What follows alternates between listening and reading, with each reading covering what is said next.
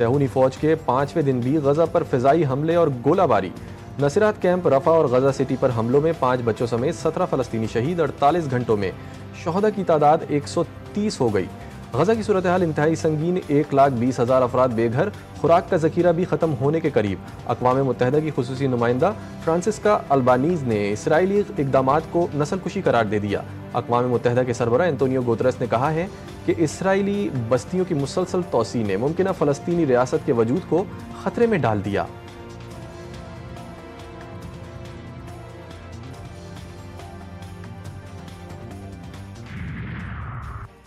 صہیونی فوج نے لبنان پر بھی حملے شروع کر دیے۔ جنوبی لبنان میں 10 سے زائد مقامات پر بمباری، 2 لبنانی جاں بحق، 8 زخمی۔ اسرائیل کا راکٹ حملے کے بعد حزب اللہ کے ٹھکانوں کو نشانہ بنانے کا دعویٰ۔ حزب اللہ کا راکٹ حملے میں ملوث ہونے کی تردید۔ لبنانی وزیر اعظم نے خبردار کیا کہ لبنان کو نئی جنگ کا خطرہ لاحق ہے۔ صدر جوزف اون کی فریقین سے کشیدگی کو روکنے کے لیے تمام ضروری احتیاطی تدابیر اختیار کرنے کی اپیل۔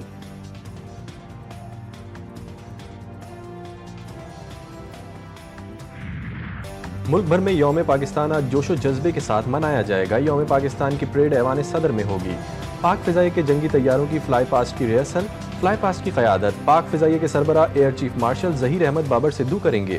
تقریب میں غیر ملکی سفیر، اعلیٰ سول و فوجی حکام شرکت کریں گے۔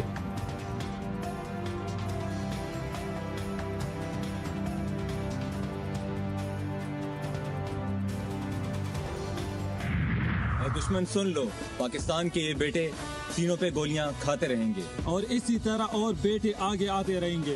ہم نہیں چھوڑیں گے ان دشمنوں کو، ان خارجیوں کو، ان انتشاریوں کو۔ ہاں بالکل نہیں چھوڑیں گے۔ اے پاکستان، تو سلامت رہے گا ہمیشہ، کیونکہ تیرے یہ بیٹے، تیرے یہ غازی قربان ہو جائیں گے، لیکن تجھ پر آنچ نہیں آنے دیں گے انشاءاللہ۔ یوم پاکستان کے موقع پر محافظوں کا دشمنوں کو واضح پیغام۔ پاکستانی فوج اور فرنٹیئر کور خیبر پختونخوا نارتھ کے افسران اور جوانوں کی جانب سے وطن کی حفاظت اور حرمت کے حوالے سے خارجیوں، انتشاریوں اور امن دشمنوں کو منہ توڑ جواب دینے کا عزم۔ پاکستان کے عوام بھی وطن پر جان نثار کرنے کو تیار۔ میرے لیے یہ ایک بہت معجزہ ہے جسے میں اپنا وطن کہہ سکوں۔ عمارت گراتے وقت دیر نہیں لگتی، اس کی تعمیر میں ایک ایک پتھر رکھنے میں پتہ نہیں کتنے لوگوں کی محنت درکار ہوتی ہے۔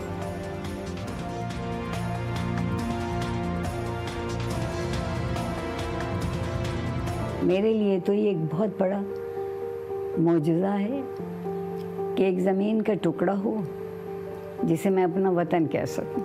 عمارت گراتے دیر نہیں لگتی، اس کی تعمیر میں، اس کی ایک ایک خشت اور ایک ایک پتھر رکھنے میں پتہ نہیں کتنے لوگوں کی محنت درکار ہے۔ اس مارچ کے موقع پر ریاست جموں و کشمیر کے تمام ضلعی تحصیل ہیڈ کوارٹر میں پاکستان کے سبز لالی پرچم اٹھا کر قوم سیاسی نظریاتی اختلافات کو بالائے طاق رکھتے ہوئے باہر نکلے گی۔ 23 مارچ وہ عظیم دن ہے جس دن قرارداد پاکستان منظور ہوئی تھی، اور یہ جو قرارداد پاکستان منظور ہونے کا دن ہے، یہ ہمارے اسلاف کی قربانیوں کے ساتھ جڑا ہوا ہے اور ہمیں یاد دلاتا ہے کہ پاکستان کو پانے کے لیے کس قدر قربانیاں دی گئی ہیں، کتنا خون بہایا گیا ہے۔ آج بھی ہم دیکھتے ہیں کہ بلوچستان ہو یا KPK ہو، خوارج کے مقابلے میں ہمارے جو جوان ہیں وہ آزاد کشمیر کے کئی ایسے نوجوان جو پاک فوج میں انہوں نے اپنی جانیں قربان کی، اپنا لہو دیا۔ 23 مارچ 1940 یہ دن ہمیں اپنے بزرگوں کی قربانی کی یاد دلاتا ہے، جنہوں نے پاکستان کے لیے اپنی جانوں کا نذرانہ بھی پیش کیا اور پاکستان کے لیے قربانیاں بھی دی۔ یوم پاکستان کے موقع پر کشمیری بھائیوں کا پیغام۔ پاکستان ہمارا ہے، پوری کشمیری قوم کشمیر کی آزادی تک افواج پاکستان کی پشت پر سیسا پلائی دیوار کی مانند کھڑی ہے۔ یوم پاکستان ہمیں یاد دلاتا ہے کہ قربانی، اتحاد اور جدوجہد سے ایک خواب کو حقیقت بنایا جا سکتا ہے۔ کشمیری قوم یوم پاکستان کے موقع پر اپنے جذبات کا اظہار کرتے ہوئے کہتی ہے کہ یہ نام ہے ان وعدوں کا جو اس قوم نے کیے اس سرزمین سے۔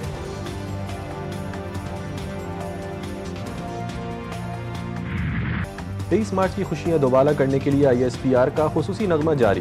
میرے محبوب پاکستان، میری جان پاکستان۔ خصوصی نغمہ کے بول، نئے ملی نغمے کا خصوصی پیغام۔ ایک دل، ایک جان، ایک پاکستان، نیا جوش، نئی امنگ۔ قومی نغمے کی زبردست پذیرائی ملی۔ نغمے کو مشہور پاکستانی گلوکار عاطف اسلم نے گایا ہے۔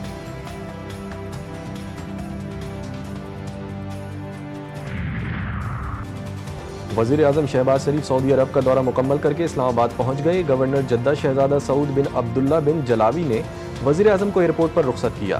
وزیر اعظم شہباز شریف نے 19 سے 22 مارچ تک سعودی عرب کا سرکاری دورہ کیا.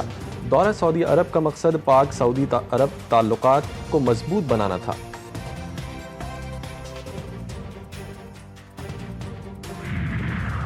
وزیر اعظم کی زیر صدارت FBR کی کارکردگی پر اجلاس.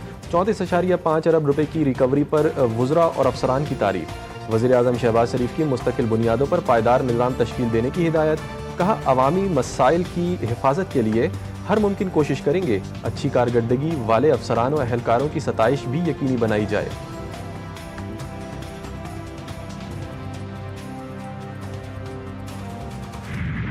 حکومت کا خیبر پختونخوا میں فوجی آپریشن کا عندیہ. علی امین گنڈاپور KP کو دہشت گردوں کی آماج گاہ بنانا چاہتے ہیں.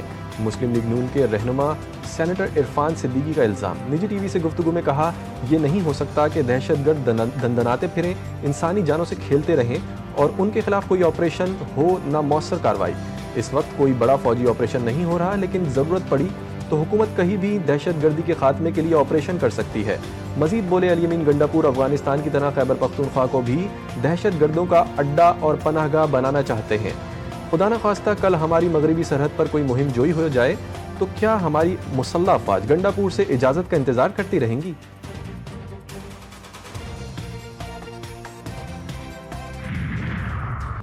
بلوچستان پھر دہشت گردوں کے نشانے پر. نوشکی میں پولیس وین پر فائرنگ سے 4 پولیس اہلکار شہید, لاشیں اسپتال منتقل.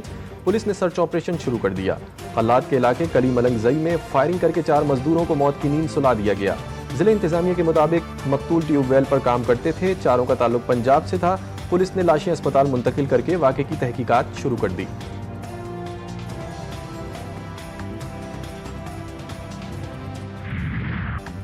مصطفیٰ عامر قتل کیس کے مرکزی ملزم ارمغان کا ایک بار پھر کمرہ عدالت میں اعتراف جرم سے انکار. عدالت نے ملزم کے 164 کے بیان کی درخواست خارج کر دی. ملزم نے پہلے اعتراف جرم کی حامی بھری اور پھر منحرف ہو گیا. ملزم کی ذہنی حالت ایسی نہیں کہ 184 کا بیان ریکارڈ کیا جا سکے. عدالت کے ریمارکس. میں کوئی اعتراف جرم نہیں کرنا چاہتا. یہودی لابی اور اسرائیلی انٹیلیجنس ایجنسی موساد کی جانب سے پھنسایا جا رہا ہے. میں نے مصطفیٰ عامر کا قتل نہیں کیا. ملزم ارمغان کا عدالت میں بیان.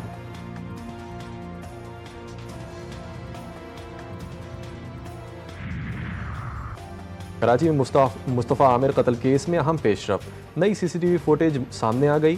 ملزمان مصطفیٰ کو دریجی میں قتل کرنے کے بعد گھنٹوں پیدل چلے. ارمغان اور شیراز راستے میں سوزوکی والے کو رقم دے کر کراچی واپس آئے. ہمدرد چوکی روڈ سے گاڑی میں بیٹھ کر گزرتے دیکھا گیا. گاڑی ہمدرد چوکی سے 4 کے چورنگی کی جانب روانہ ہوئی. آغاز زندگی کعبہ کی رفاقت اور انتہائی زندگی مسجد کی امامت. سبحان اللہ. ایسی ہی ذات کو تاجدار حل عطا مراد کل کفا امزاد محمد مصطفیٰ ہر درد کی دوا مشکل کشا مولا علی شیر خدا کہتے ہیں. GTV نیوز کی مقبول عام ٹرانسمیشن عرفان رمضان. رمضان کی خوبصورت ساعتوں میں ایمان تازہ کرنے والے لمحات. امیر المومنین حضرت علی ابن ابی طالب علیہ الصلوۃ والسلام کی شہادت پر خصوصی ٹرانسمیشن. علماء کرام نے آپ علیہ الصلوۃ والسلام کی سیرت, بہادری اور شجاعت پر روشنی ڈالی.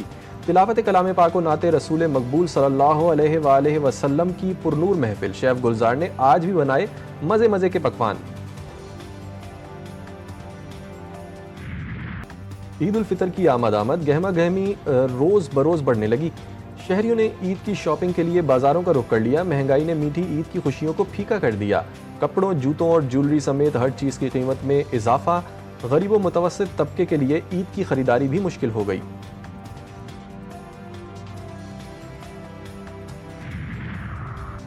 چھوٹی عید کی بڑی تیاریاں, خواتین کے بڑے عید پلان. خواتین نے بیوٹی سیلون کا رخ کر لیا. خوبصورت اور پرکشش نظر آنے اور اپنے حسن کو نکھارنے کے لیے لڑکیاں plucking, upper lips, manicure pedicure, hair dye, hair styling کروانے پہنچ گئیں. پاکستان سمیت دنیا بھر میں ارتھ آور ڈے. پاکستان میں بھی رات 8:30 سے 9:30 بجے تک اہم عمارتوں میں لائٹس بند رکھی گئیں. دنیا بھر کے 180 ممالک میں بھی مقررہ وقت کے مطابق لائٹس بند رکھی جائیں گی.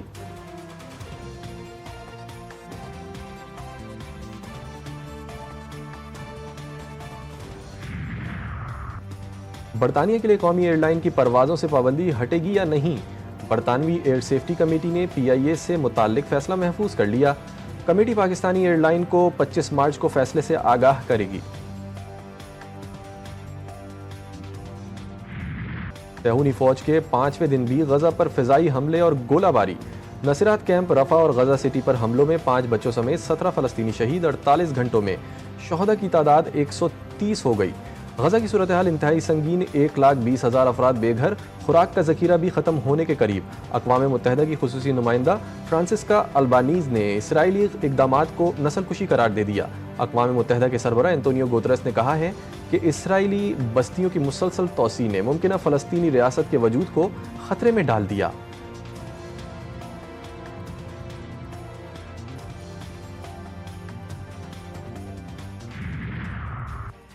صہیونی فوج نے لبنان پر بھی حملے شروع کر دیے۔ جنوبی لبنان میں 10 سے زائد مقامات پر بمباری، 2 لبنانی جاں بحق، 8 زخمی۔ اسرائیل کا راکٹ حملے کے بعد حزب اللہ کے ٹھکانوں کو نشانہ بنانے کا دعویٰ۔ حزب اللہ کا راکٹ حملے میں ملوث ہونے کی تردید۔ لبنانی وزیر اعظم نے خبردار کیا کہ لبنان کو نئی جنگ کا خطرہ لاحق ہے۔ صدر جوزف اون کی فریقین سے کشیدگی کو روکنے کے لیے تمام ضروری احتیاطی تدابیر اختیار کرنے کی اپیل۔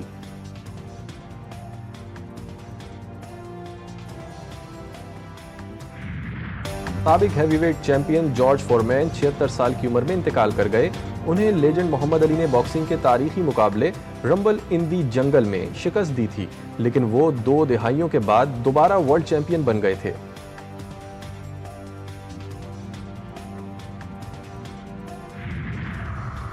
گرین شرٹ سیریز بچانے کے لیے پرعزم۔ پاکستان اور نیوزی لینڈ کے درمیان چوتھا T20 آج کھیلا جائے گا۔ قومی ٹیم آکلینڈ سے ماؤنٹ مونگانوئی پہنچ گئی۔ 5 میچز کی سیریز میں میزبان ٹیم کو برتری حاصل۔ نیوزی لینڈ نے 2، پاکستان نے 1 میچ میں فتح حاصل کی۔